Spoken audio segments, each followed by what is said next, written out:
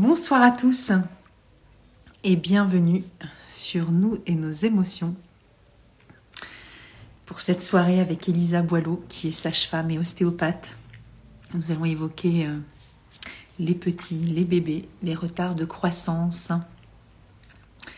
Je pense que vous allez venir et que vous allez être informés de ce live. Bonsoir Agnès, coucou, voilà donc tu vois comment ça se passe, c'est parfait. Alors Elisa n'est pas encore arrivée. Je vais voir si elle est là, si je peux aller la chercher.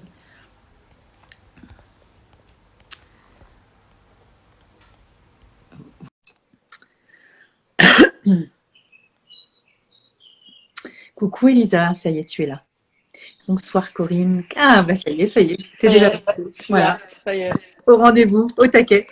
Aujourd'hui, je vous reçois dans mon cabinet. Oh, trop bien. Parfait, Parfait tout ça. dans mon petit cabinet, tu vois. Trop bien. Ouais. Tu viens de Donc terminer ta là, journée. je viens de terminer ma journée. Voilà. Donc là, je vais vous Parfait. faire partager la vue quand même, parce que quand même, Ouais. c'est une Fais-nous vue partager tout ça. incroyable. Bonsoir Perrine. Regarde, Oh, très beau. tu vois la vue de Lyon sur les quais du Rhône au coucher du Magnifique. soleil.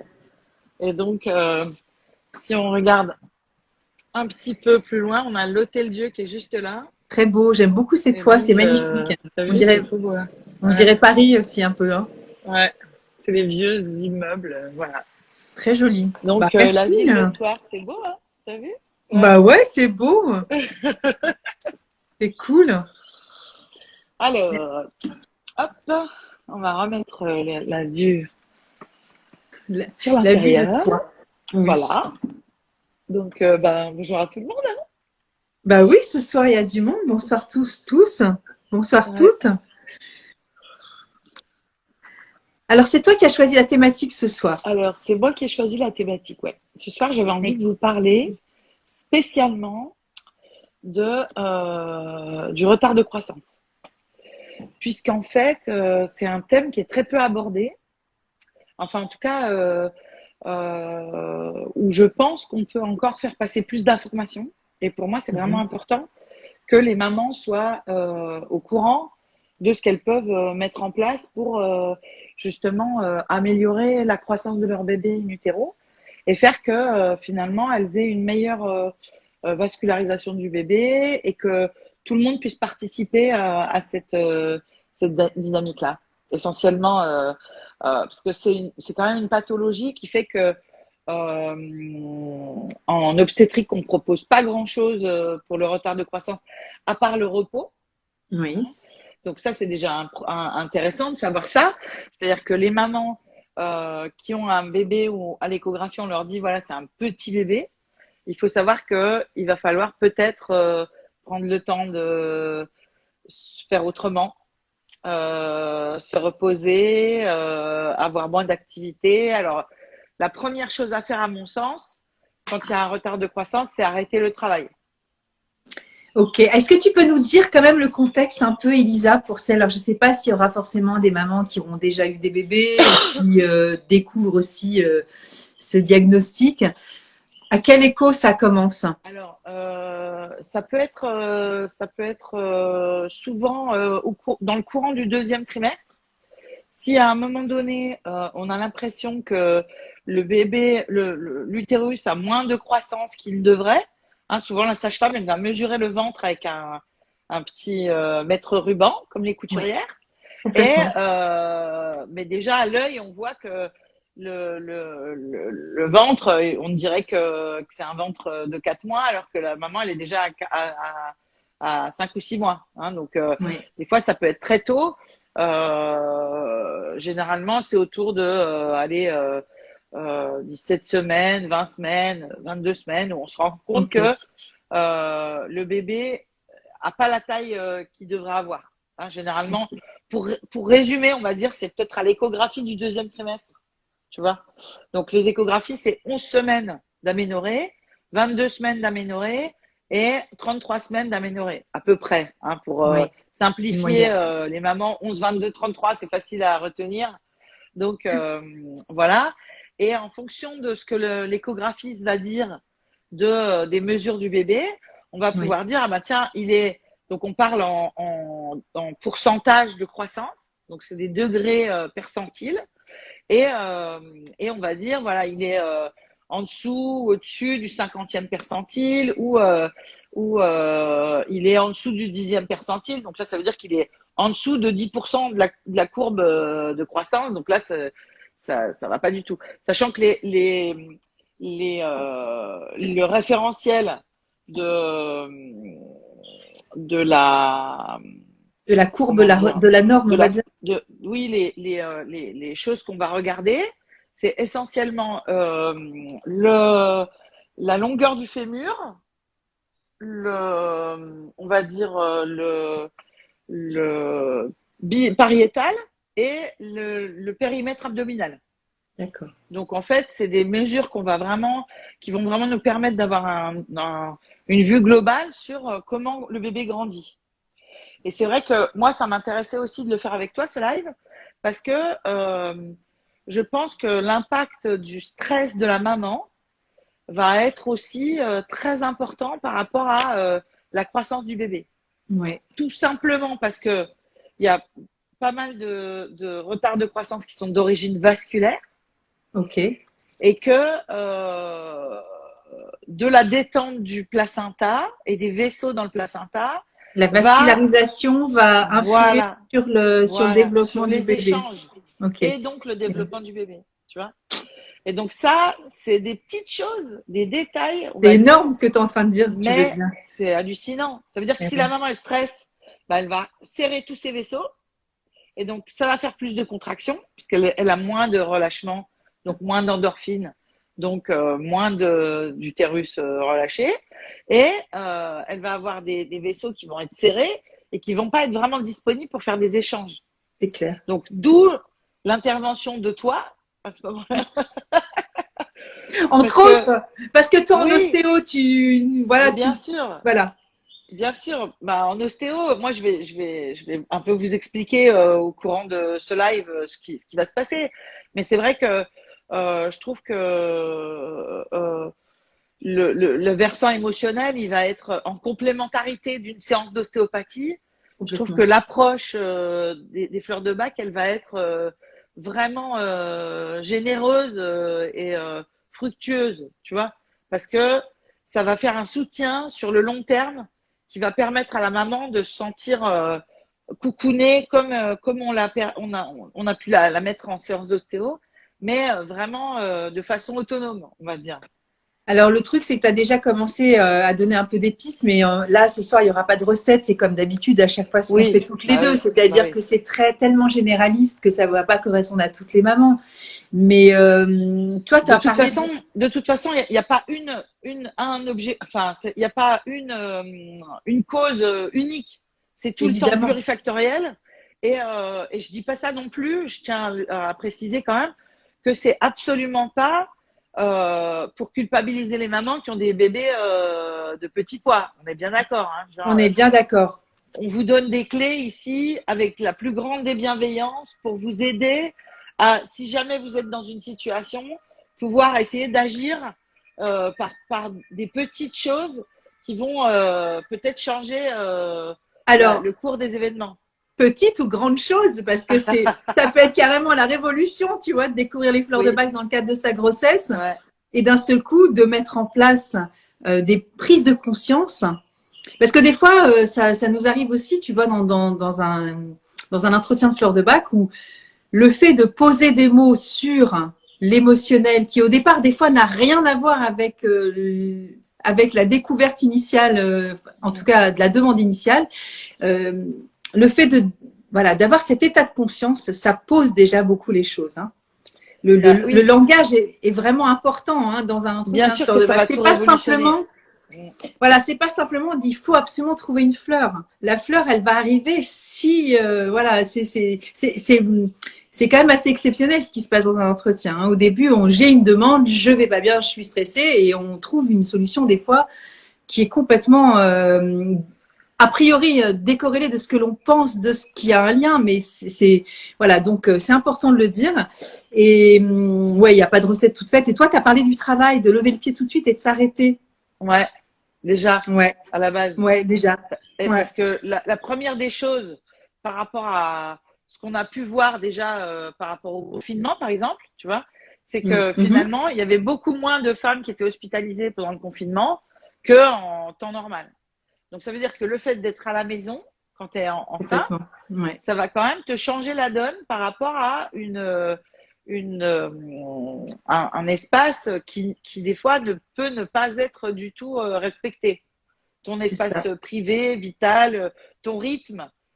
Juste d'être à ton rythme à toi, ça va, Complètement. mais tout changer.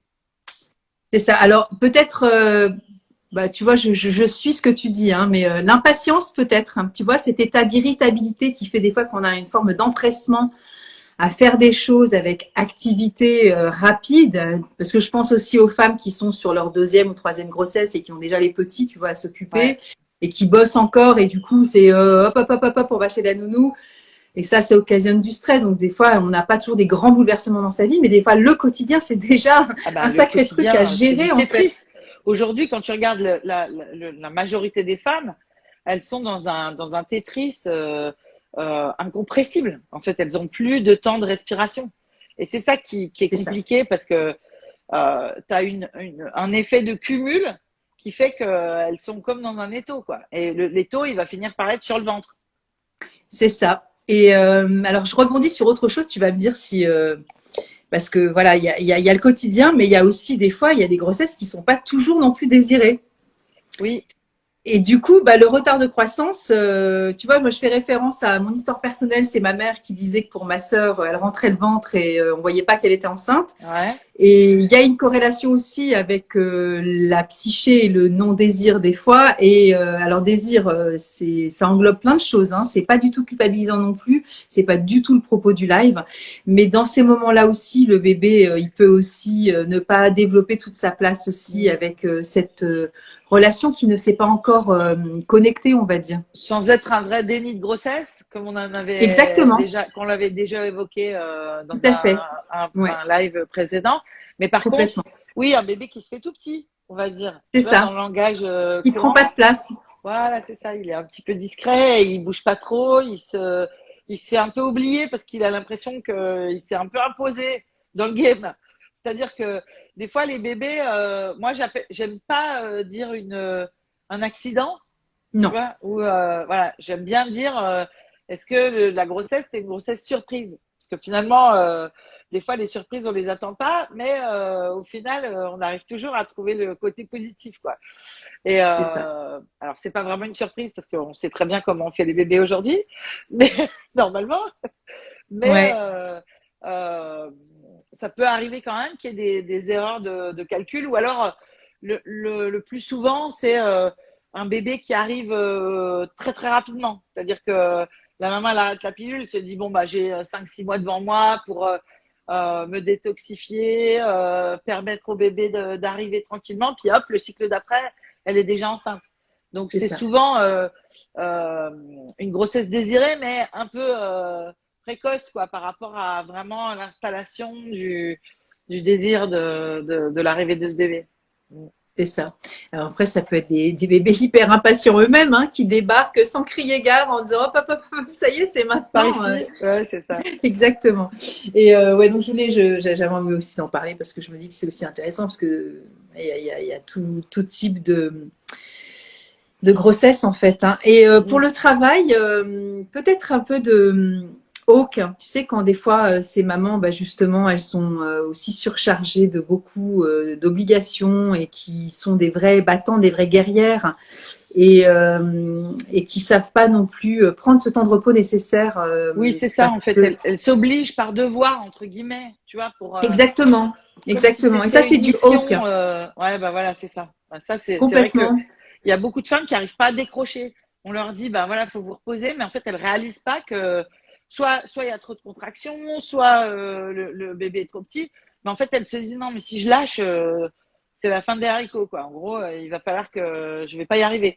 Mais au contraire, en fait, plus on lâche, plus on se rend compte. Souvent, c'est au bout de, allez, 15 jours où elles te rappellent et elles te disent, ah bah si, en fait, là, je comprends ce que tu veux me dire. Je pensais que je n'étais pas fatiguée, mais je me suis pris un immeuble sur la tête et là, ça y est, j'ai changé de rythme. Mais quand tu es dans le feu de l'action, des fois, tu te rends pas compte. Et puis, tu sens que tu es un peu obligé, oui, par devoir. C'est vraiment ça, souvent, le terme qui revient.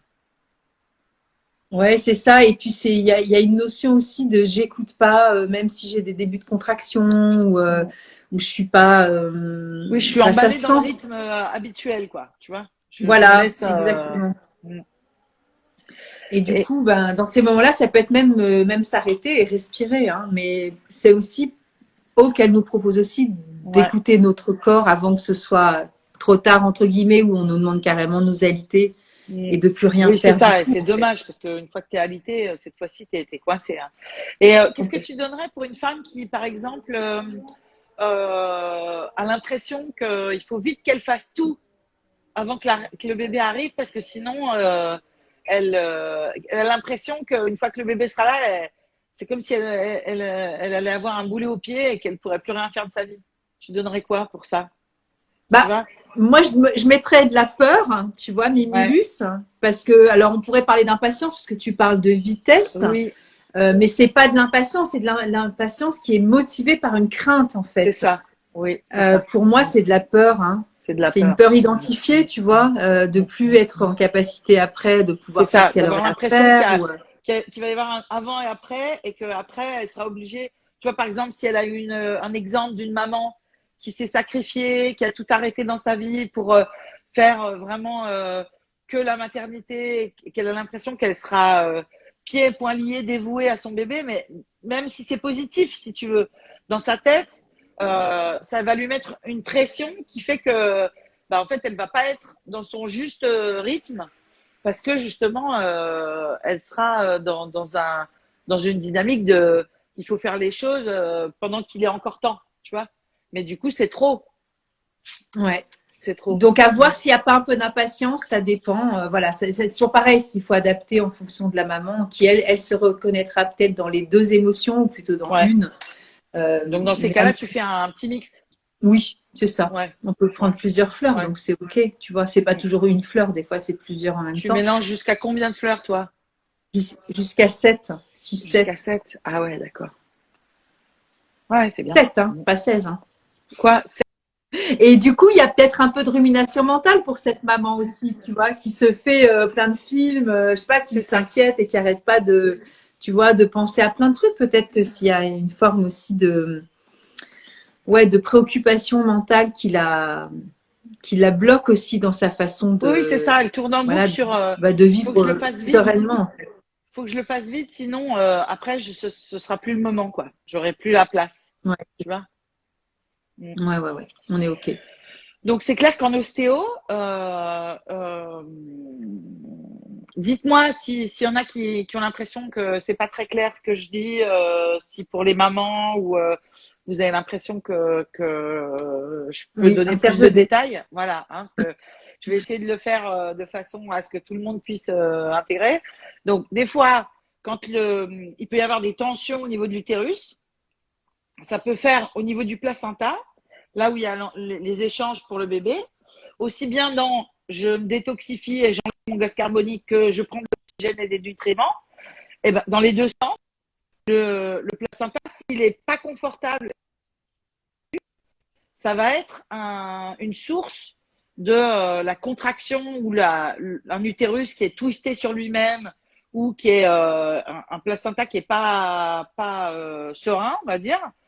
Euh, Ça va venir créer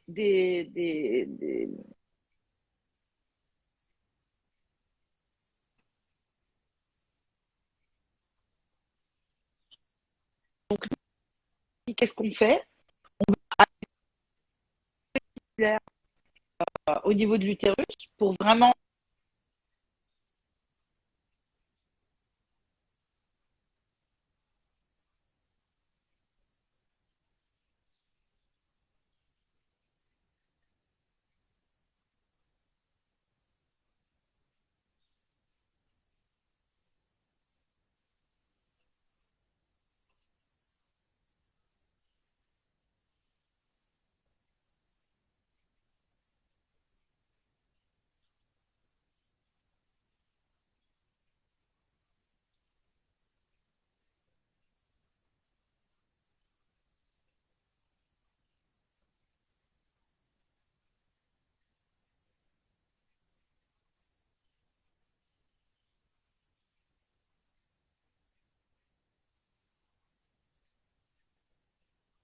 Ok.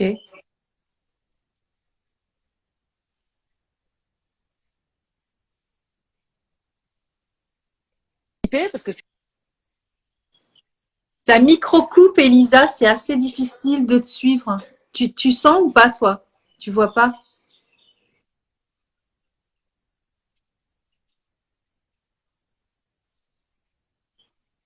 Ça capte très très mal là. Dites-nous si vous entendez ou pas parce que j'ai- j'ai-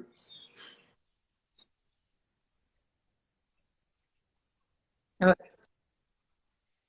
Bah, en fait, moi là, j'ai quasiment rien compris avant, mais je sais pas. Ouais, là, ça va, mais ça gèle tout le temps. Je sais pas s'il y a quelqu'un qui pourrait nous dire si ça passe ou pas, parce que moi, de mon côté, c'est assez difficile. Et là, tu sais, j'ai la petite roue qui mouline là. Oui, oui, non, non quoi? Non, non, non, ça mouline pas ou non, non, on n'entend pas. Agnès? Ah oui, alors là, c'est une catastrophe, Elisa. Oui, c'est ça. Ça ne passe pas. Merci beaucoup, Agnès. Au moins, je me sens moins seule. Donc, du coup, Elisa, c'est la cata. Le cabinet, je sais pas ce qui s'est passé d'un seul coup. Ça a complètement décroché le son. Essaie de, si tu entends, Elisa, peut-être de partir et redevenir. Peut-être que ça ira mieux.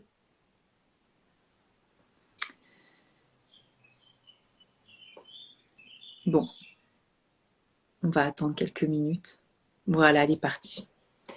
Il vaut mieux dans ces moments-là, ça sert à rien d'insister, parce que là, ça ne va pas, quoi, en fait.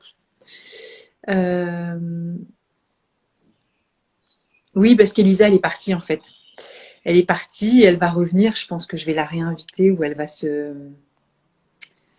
Je vais aller la rechercher. Voilà, je l'invite et elle va se reconnecter. C'est ce qu'il y a de mieux à faire. On va pas se prendre la tête. On va rester simple. Sinon, moi, ce que je propose aussi, mais j'en reparlerai avec Elisa quand elle sera là tout à l'heure, c'est dans ces moments-là, c'est aussi de prendre de la crème rescue. Ah, te voilà. Est-ce que tu m'entends bien, Elisa?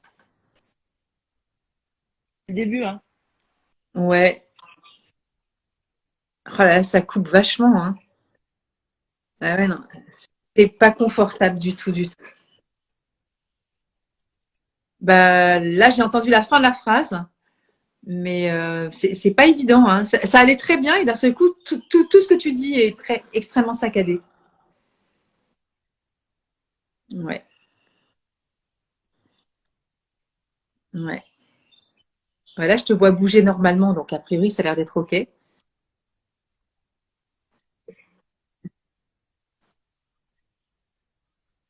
Bah, j'ai entendu le début de la phrase et la fin. Refais des tests pour voir. Ah oui, ça remouline là. Je vois le petit cercle. Ouais. Bon, ce sera un live très court ce soir peut-être. Bah, c'est pas évident les histoires de connexion, hein. Des fois, ça, je sais pas pourquoi, c'est très, très aléatoire. Ouais, c'est dommage. J'ai entendu dommage.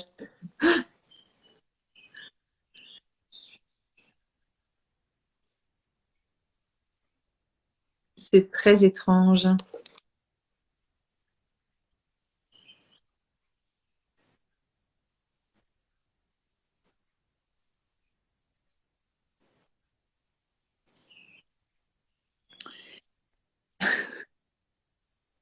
Alors là, Elisa, c'est impossible, quoi.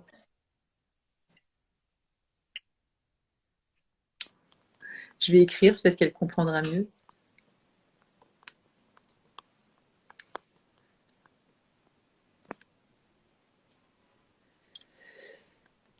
Ouais, non, là, c'est pas possible, on peut pas continuer comme ça. Bah voilà, elle est partie.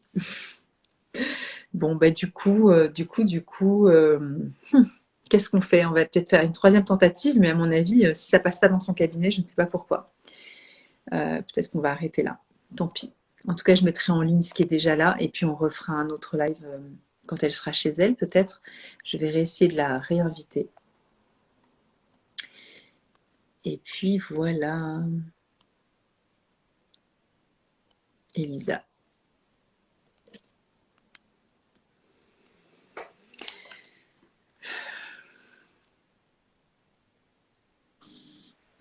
Te voilà.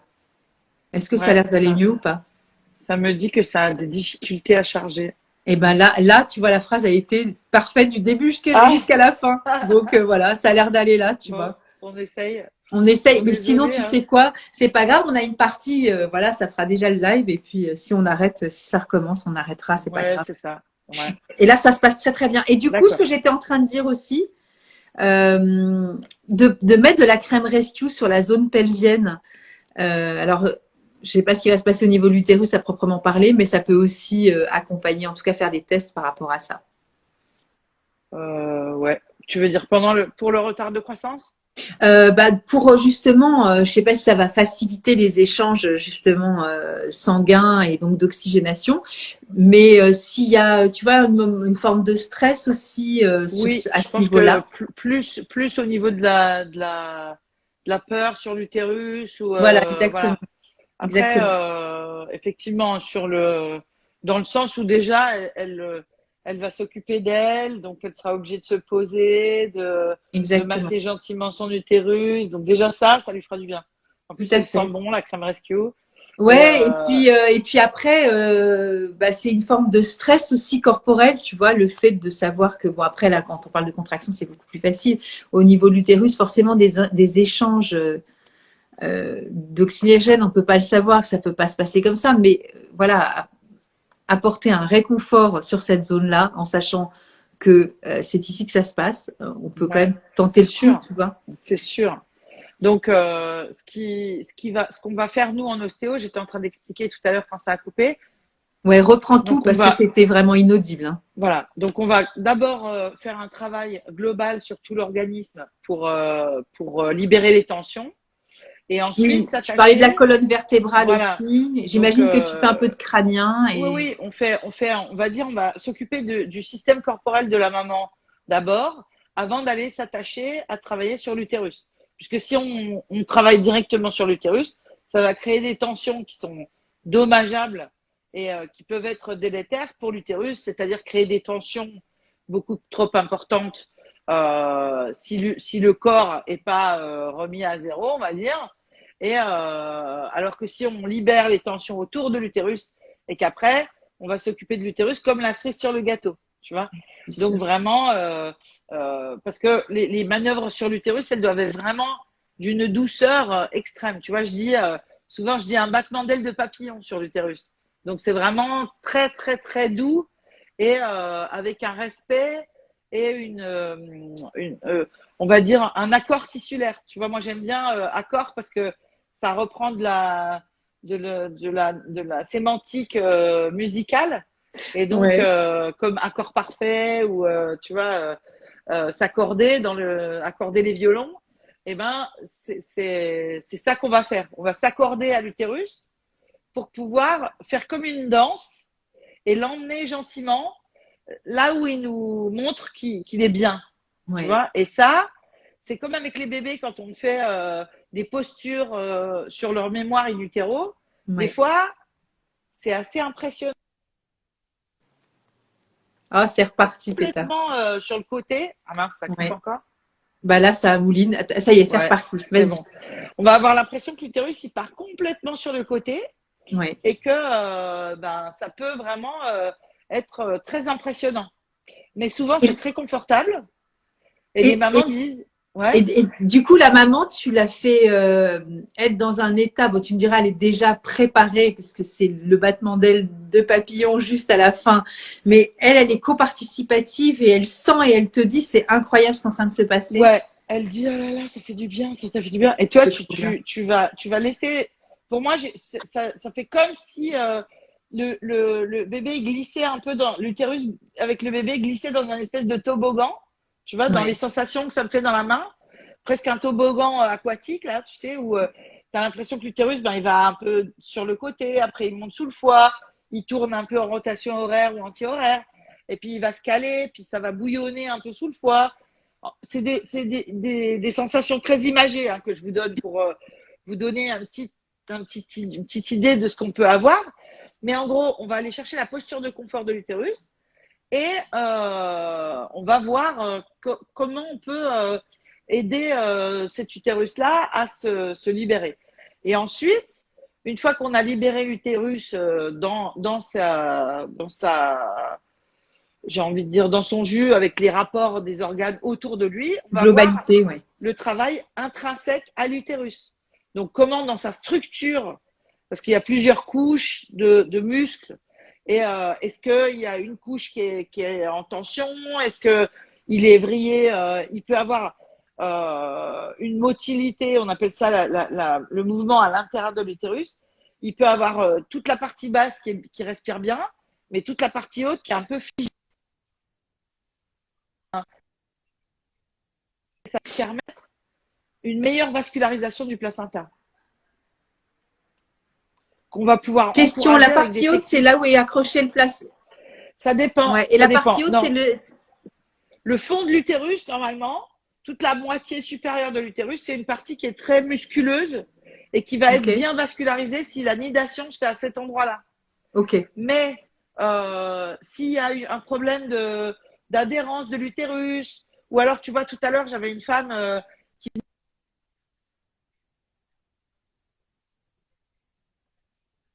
Ouais. Il y a une adhérence. Ouais. Ok. C'est logique.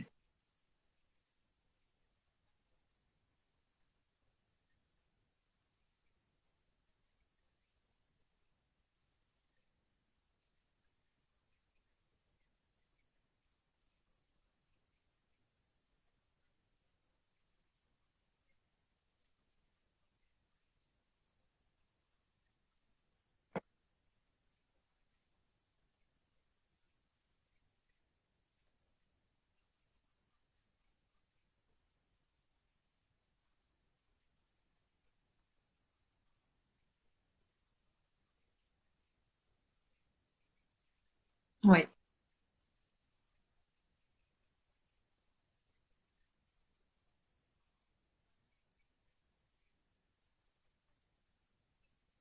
Mm.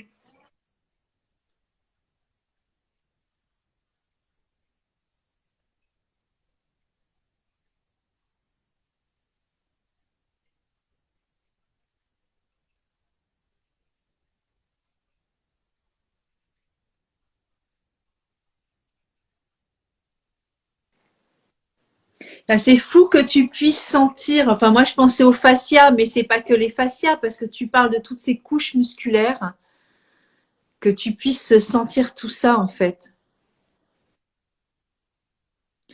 C'est figé. Ouais. C'est pas grave, tu vas entendre.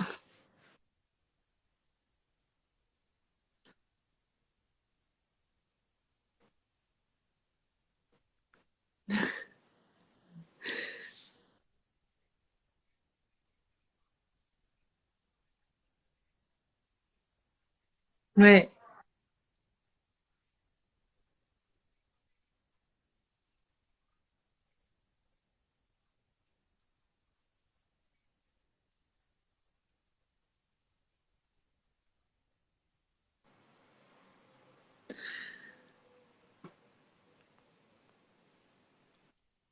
Est-ce que tu peux parler pour savoir si c'est pas trop décalé?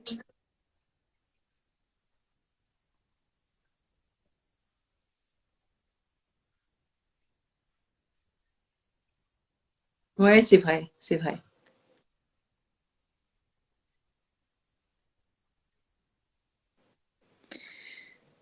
Et Ah, ouais, ça rebloque, ouais. Mais en fait, je me rappelle plus, il y a des noms pour ces capteurs au bout des doigts. J'avais appris ça en réflexologie plantaire. J'entends. Compliqué.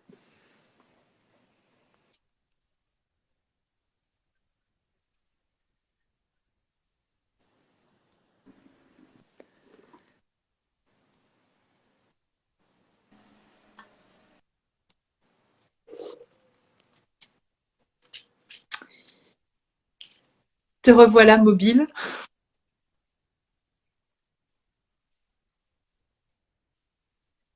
inaudible, inaudible.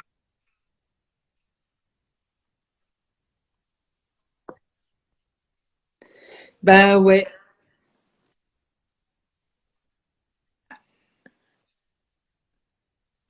Ah bah ça y est, elle est partie.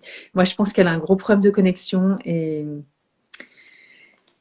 j'ai entendu la fin. On va peut-être reporter ma chérie parce que c'est compliqué. Donc, bah écoutez, en tout cas, merci d'avoir été persévérant. Bon, après, c'est pas grave. J'ai quand même posté ce qu'on avait dit parce qu'il y a eu quand même des choses très intéressantes.